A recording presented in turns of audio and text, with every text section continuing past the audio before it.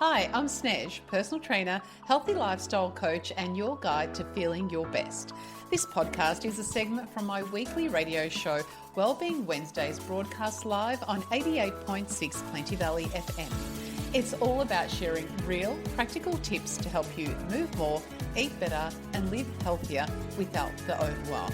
Let's dive in, shall we? Coming up next, talking about the secret to healthy eating, and it's absolutely not calorie counting. I've never been someone who tracks food, not calories, not macros, no strict measuring. I'm not naturally a planner or a diary type of a person, much to my dismay, to be honest. I would probably prefer to be a little bit more organized. I've always been that kind of person that just juggles everything in my head, and I've always made it work. But recently, it's just gotten to be too much for me. And in between all the things that I'm trying to juggle at the moment, whether it be my business, this radio program, my family, new projects that I'm working on, it all seems like it's happening at once. And I felt my brain it's just constantly on.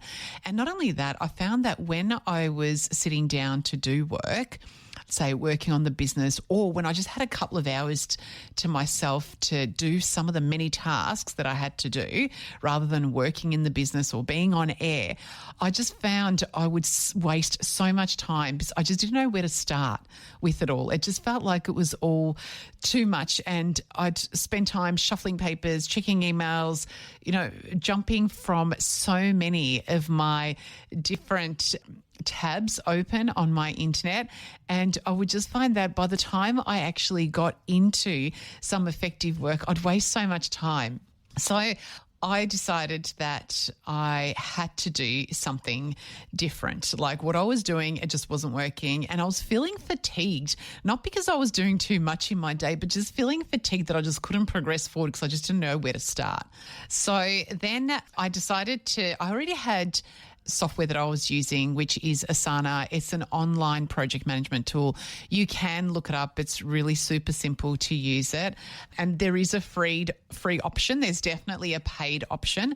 But if you look up Asana, A-S-A-N-A, it's a management tool. And I started to plug in my day like a proper schedule. So when I was waking up, what time I would be ready by, when I'd be training my clients, when I'd be doing my admin, what type of admin, when would I be doing my marketing posts, when would I be writing my emails, when would I be planning my radio program, when I'd rest. I'd even put in when I'd go for a walk or do my own workout or check emails. And I've been doing this now for 3 weeks, and then all of a sudden I just felt this peacefulness because, and I know this information because when we write things down, we're downloading it out of our heads. I can tell you all of it, but up until now, I've never really done it properly. And so I have been doing it properly the last couple of weeks, and I can tell you, I feel really, really different.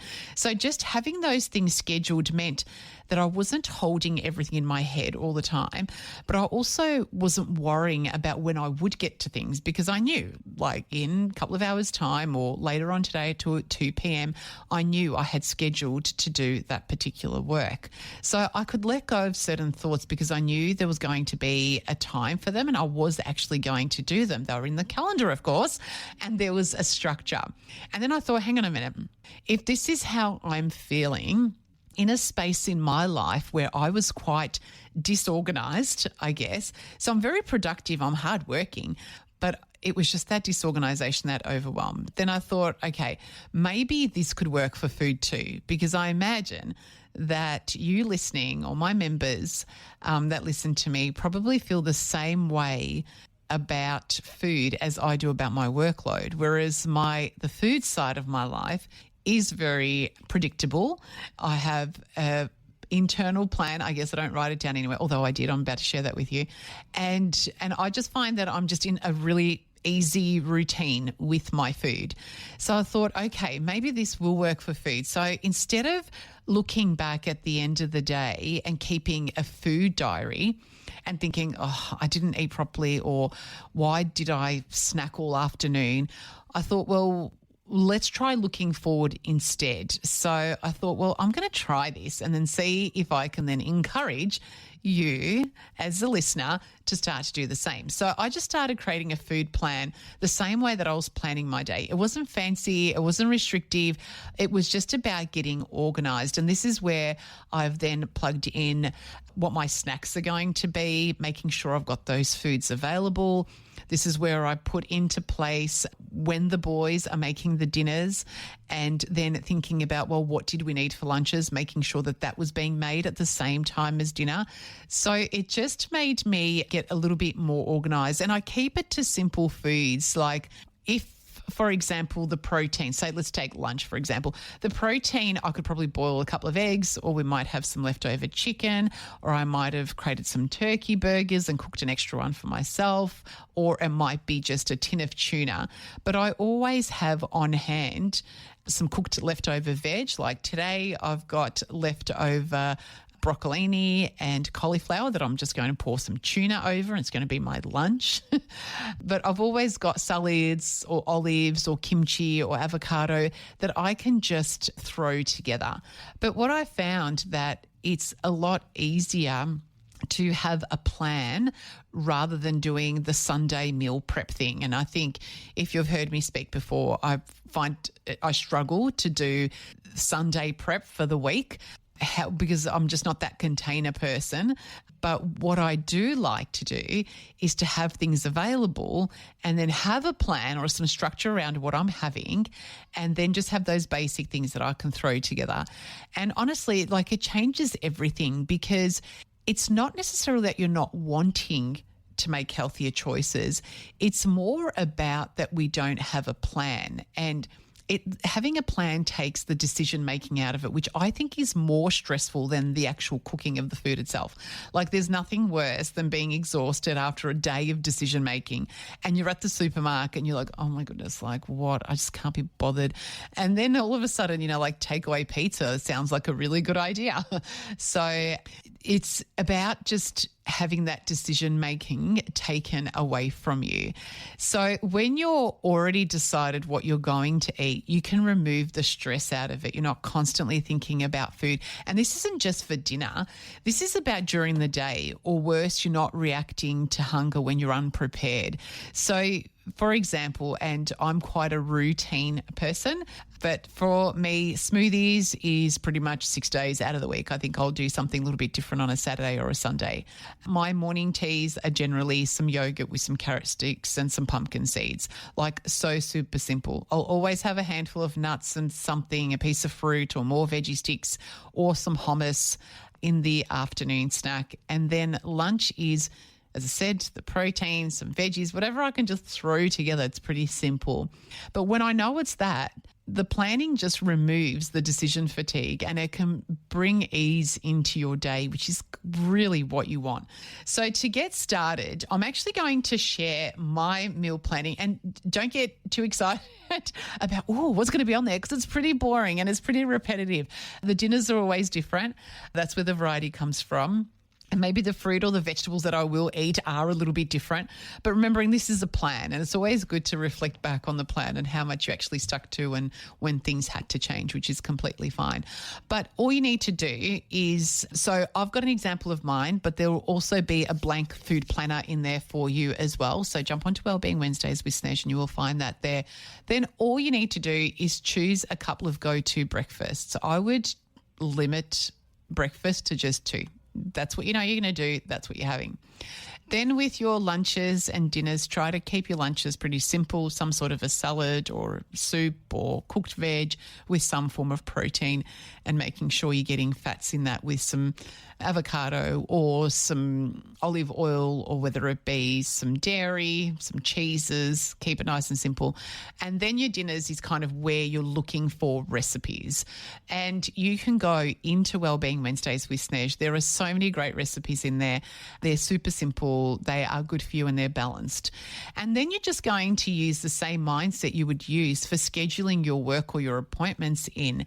Like, give your meals the same level of attention and just put those things in place. So you can write it down on a piece of paper. You could put it in your notes. You could use Asana and just map it all out, because then you can share it with your family and then everyone kind of knows what they're doing and get people to contribute to it. But once you've made a decision on what you're going to do, just stock up on the basics that work for you, that are going to be available to you. And expect that it's not going to be perfect, because even with the plan that I did last week, there was variations. I think we had to go out an extra night and I wasn't expecting that, and then I got caught out having lunch with someone, and so then that kind of changed that. But it's completely okay, because what happens 80% of the time is actually what's more important. So once you stock up on the basics, you've got it all there for you. You know it's going to not be perfect, and that's okay. Just stick with it as best as you can, and then just try stick to the plan week in and week out. And the thing is that, a lot of the times when we think about healthy eating, we think about, counting calories. But the thing is that when we are keeping a food diary of the things that we've eaten, all we're doing is we're just recording a lack of a plan. We're recording disorganized eating, unplanned eating, or a lack of knowledge of what to eat. That's all you're recording. And then if you're getting someone like me to look into it, then you're just having to explain why you made those food choices. We don't want to do that. We just want to create a basic plan, and then all we want to do is just try to stick to it as best as we can. And the thing is that when it's written down, it takes away the decision fatigue or the decision making, but also then you can just practice sticking to it. Because the reality is that when we make changes, even me sticking to the diary, like the last 2 weeks has been really good with my work, and the last couple of days I had a headache, kind of threw things off.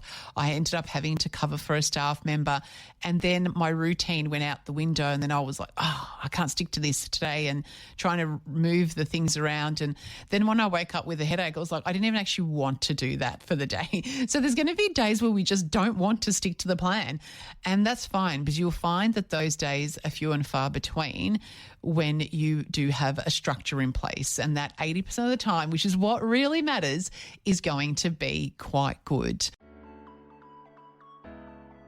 Thanks for joining me on this segment from Wellbeing Wednesdays, as heard live on 88.6 Plenty Valley FM. If you enjoyed this episode, share it with someone who might find it helpful, and subscribe so you never miss a show. Want to catch the live broadcast? Well, you can tune in Wednesdays from 12 till 2 p.m. on 88.6 Plenty Valley FM, or find my info on Wellbeing Wednesdays with Snez, the Facebook group. Take care, stay healthy, and remember, it's the little choices every day that create big changes. Talk soon.